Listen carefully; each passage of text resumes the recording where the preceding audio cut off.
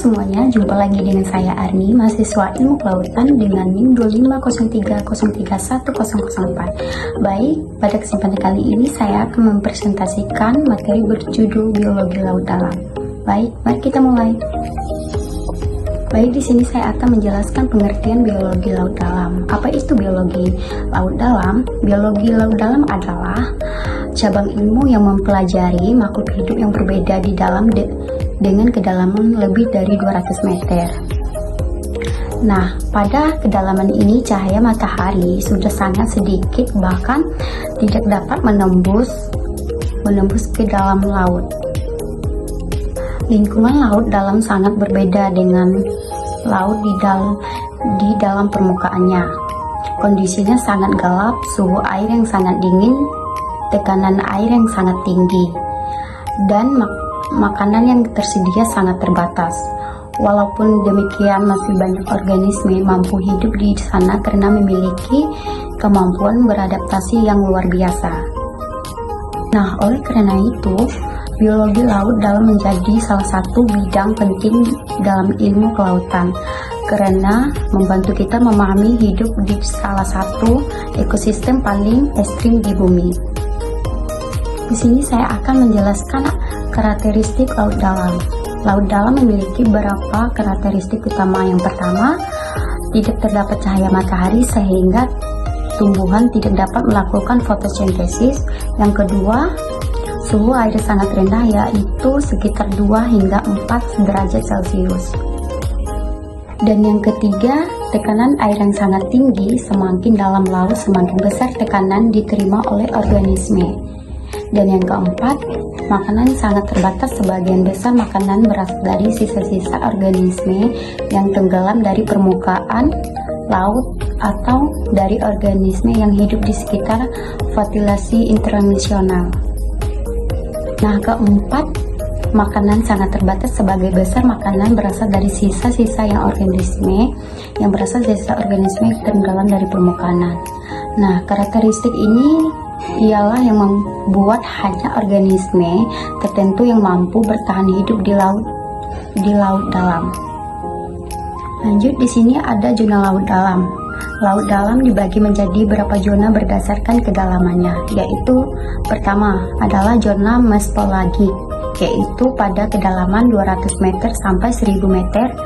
Pada zona ini cahaya masih sangat sedikit sehingga disebut zona ramang-ramang. Dan yang kedua adalah zona bipelagik, yaitu pada kedalaman 1000 sampai 400 meter. Zona ini sudah gelap total dan suhu air yang sangat dingin. Dan yang ketiga adalah zona abisal, yaitu pada kedalaman 400 sampai 600 meter. Tekanan air di zona ini sangat tinggi, hanya sedikit organisme yang mampu hidup. Dan yang terakhir adalah zona hadal, yaitu kedalaman dari 600 meter. Zona ini terdapat di palung yang merupakan bagian dalam di lautan. Lanjut, semakin dalam suatu zona, kondisi lingkungan semakin ekstrim. Di sini saya akan menjelaskan ada organisme laut dalam. Organisme laut dalam, walaupun hidup di lingkungan yang sangat ekstrim, laut dalam memiliki banyak jenis organisme yang unik. Contohnya adalah ikan yang sangat sungut, ganda, atau argelfish yang memiliki cahaya bagian kepalanya untuk mangsa. Kemudian ada cumi-cumi raksasa hidup di perairan laut dan memiliki ukuran tubuh yang sangat besar. Selain itu, terdapat ubur-ubur bioluminisasi, yaitu ubur-ubur yang mampu menghasilkan cahayanya sendiri. Ada juga cacing tabung raksasa yang hidup di sekitaran fasilitasi hidrotermal dan memperoleh energi bakteri melalui proses homeostasis. Selain itu, terdapat teripang laut dalam bintang laut, udang laut dalam gurita dumbo, dan berbagai jenis ikan yang masih terus diteliti oleh perairan ilmuwan. Nah, hal ini dikarenakan menunjukkan bahwa keragaman hayati laut dalam sangat tinggi meskipun kondisinya lingkungan sangat ekstrim. Di sini ada adaptasi organisme laut dalam. Apa itu? Organisme adalah organisasi yang kemampuan menghasilkan cahayanya sendiri. Cahaya ini digunakan menarik mangsa, mencari pasangan, maupun menghindari predator. Kedua tubuh mereka mampu menahan tekanan air yang sangat tinggi.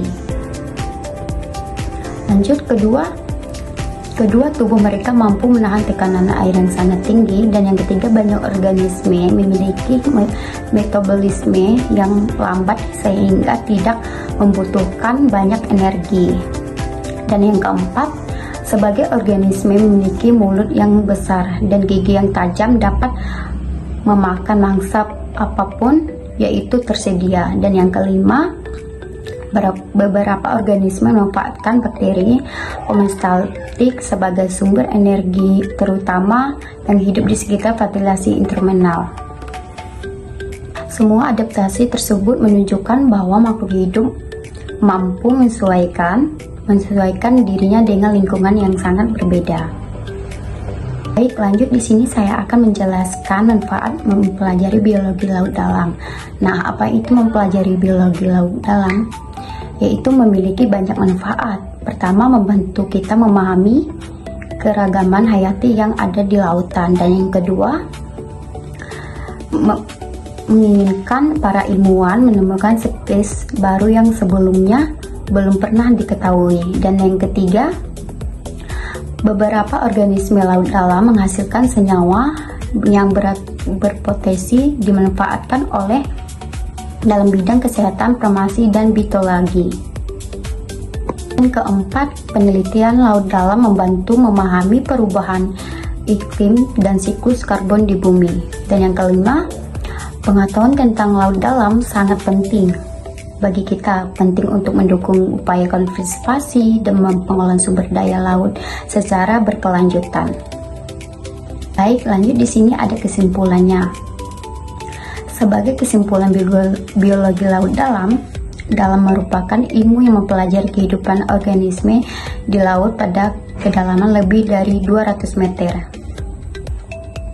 Lingkungan laut dalam memiliki kondisi yang sangat ekstrim seperti tidak adanya cahaya matahari, suhu yang rendah, tekanan air yang tinggi, dan keterbatasan makanan. Nah, walaupun demikian, banyak organisme mampu bertahan hidup karena mereka memiliki adaptasi yang unik seperti bioluminescence, metabolisme yang lambat, kemampuan hidup dan tekanan tinggi. Oleh karena itu, laut dalam merupakan ekosistem yang sangat penting dipelajari, dijaga, dan dilestarikan karena memiliki keragaman hayati yang luar biasa dan memberikan banyak manfaat bagi ilmu pengetahuan. Demikian presentasi yang dapat saya sampaikan. Bye-bye.